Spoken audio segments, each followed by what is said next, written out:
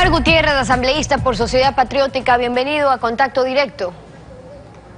Buenos días, muchas gracias por la oportunidad. Buenos días, usted fue uno de los que viajó a Washington para reunirse con el secretario general de la OEA, Luis Almagro, y solicitar la participación de la organización en lo que es la implementación de las auditorías, pruebas. Hablaron de controles a los 8 procesos electorales. Es decir, que la misión de la OEA debería estar desde cuándo siendo parte del proceso electoral, o temen que lo que ocurra es que si vienen sea el día de las elecciones y ya. Sí, justamente, gracias por la pregunta, para responder lo que mencionó la vicepresidenta del Consejo Nacional Electoral. Si tan transparente es sus actuaciones, si tan transparente es el Consejo Electoral, ¿por qué no está aquí la misión de observación de la OEA? ¿Por qué no la han invitado si el proceso electoral ya empezó el 23 de febrero de este año? Si tan transparente es, ¿por qué el miedo de que estas misiones de observación electoral estén aquí en el Ecuador? ¿Por qué el miedo de que las organizaciones políticas, como manda la Constitución, estemos ejerciendo el control al interior del Consejo Electoral? ¿Por qué la respuesta única que recibimos del Consejo Nacional Electoral es la persecución? Es decir, lo que debería haber es ya una invitación formal por parte del Estado para que la OEA venga y acompañe todo el proceso si ya estamos en un periodo electoral. ¿Eso es lo que ustedes sugieren? Exactamente, el año electoral empezó el 23 de febrero, de acuerdo a declaraciones del mismo Consejo Electoral, de las autoridades del Consejo Electoral.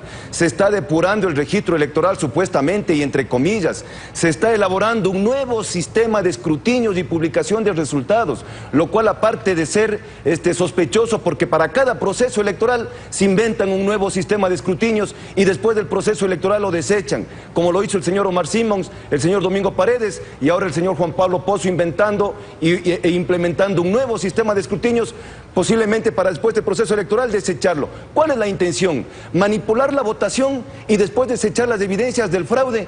Si tan transparentes son, ¿por qué no nos invitan al Consejo Electoral? Con la firma de todos los asambleístas de oposición, le hemos enviado 2 cartas insistiéndoles y pidiéndoles que inviten a la misión de observadores, porque el proceso electoral... Bueno, pero por eso fueron ustedes a la OEA, para pedir que observe también al Consejo Nacional Electoral en cuanto al uso del sistema de escrutinio, la publicación de resultados en los que ustedes creen que hace falta especial atención para garantizar transparencia en esos procesos. ¿Qué respuesta tuvieron? Así es, justamente, ¿por qué acudimos primeramente a la OEA?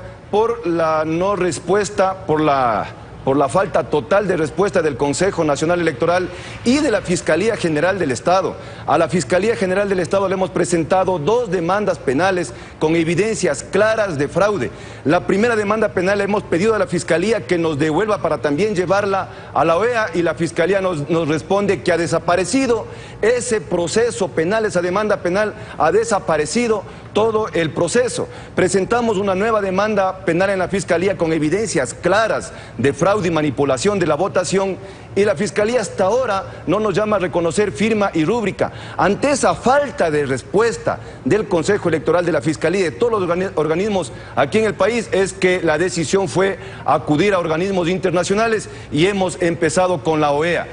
Pero ¿qué ha pasado sobre, porque ustedes resaltan sobre la importancia para las próximas elecciones de todo lo que implica el control, las auditorías al sistema informático, sobre todo, que se va a utilizar? Pero la vicepresidenta del Consejo Nacional Electoral dijo que en cuanto a las auditorías que se habían hecho, los partidos o movimientos políticos estaban de acuerdo en que no se habían detectado mayores irregularidades. ¿Qué es lo que se ha encontrado o qué es lo que se ha trabajado hasta ahora? Eso, permítanme decirles, totalmente falso. Y los medios de comunicación han sido testigos. Esa supuesta farsa de auditorías hechas en el Salón de la Democracia. ¿Cómo puede hacer usted una auditoría a distancia? ¿Cómo puede hacer usted una auditoría a control remoto?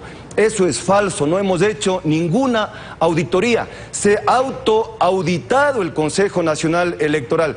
Mire usted, en el caso del registro electoral, el Consejo Electoral hablaba de 13.200.000 votantes. Supuestamente, y según una autodepuración, una depuración de ellos mismos, han entregado al registro civil un registro electoral con 12.600.000, por lo menos 600.000 votantes menos de lo que ellos mismos decían. Pero sigue habiendo el exceso de los 2 millones. El registro electoral para el 2017 no debe sobrepasar los 11 millones de electores. ¿Y por qué no nos entregan a nosotros ese registro electoral para hacer una auditoría real? Lo mantienen en secretismo. Bueno, para las últimas elecciones seccionales, recordemos que el CNE lo que dijo es que se actualizó el registro electoral en base a la información que remitió la Dirección General del Registro Civil, es decir, según la base de datos. Y el registro electoral estaba conformado por 11.613.270 personas mayores de 16 años. Entonces, ¿qué observaciones plantean ahora de cara al próximo proceso electoral sobre el registro electoral y cómo debería estar? Que sigue el exceso. Nosotros venimos denunciando este exceso de más de 2 millones de votantes desde la consulta del 2011. Lógicamente en las elecciones 2013 y 2014. No debía ser, por ejemplo, en el 2014 11.600.000 como nos presentó el Consejo Electoral. Con cálculos que hemos hecho nuestros, basados en los datos del INEC, basados en los datos del mismo Consejo Electoral y del Ministerio del Interior, hemos demostrado que el registro electoral para el 2014 no debía tener más de 9.600.000 electores, no 11.600.000 como nos presentó el Consejo Nacional Electoral. ¿Independientemente del ausentismo? Independientemente del ausentismo. Mire, son con información y con datos oficiales con los que se puede acceder, que hemos nosotros encontrado esos cálculos, y el Consejo Electoral no ha desvirtuado esos cálculos que nosotros hemos hecho. En un inicio se comprometieron a permitirnos que les ayudemos a hacer la depuración y llegar a esas cifras reales de electores, pero después de esa primera reunión pues se bloqueó la posibilidad y no se nos ha permitido la más mínima participación. Ese ha sido un problema. Otro problema de siempre, y lo que han observado también las misiones de observadores que han venido en procesos anteriores, la prohibición que consta en el Código de la Democracia para que los funcionarios públicos, alcaldes, prefectos o el mismo presidente hagan campaña con uso de recursos públicos, no solamente para ellos, pero también para su movimiento o partido político. Pero le escuchábamos a la vicepresidenta decir, por ejemplo, que cuando el presidente dice voten todo, todito 35, eso era en enero, decía ella, y el periodo electoral pues empezó recién en febrero. Pero está vigente siempre el artículo 219, donde se prohíbe a los servidores, a los organismos o a las instituciones públicas la utilización de los recursos y bienes públicos para promocionar, dice clarito, sus nombres o sus organizaciones políticas. Lo que pasa es que ya la gente se ha acostumbrado a ver siempre la foto como si eso estuviera bien, porque todo el mundo lo hace, entonces no hacen nada. Así es, justamente, y nosotros resaltamos en la OEA los informes de observación de la OEA en donde detallan eso, y justamente entre las documentación que presentamos en la OEA es justamente sobre el abuso de recursos públicos en campañas electorales. Este es el contenido de lo que fuimos a presentar justamente en la OEA, con pruebas, con evidencias, como lo hemos hecho aquí en el país.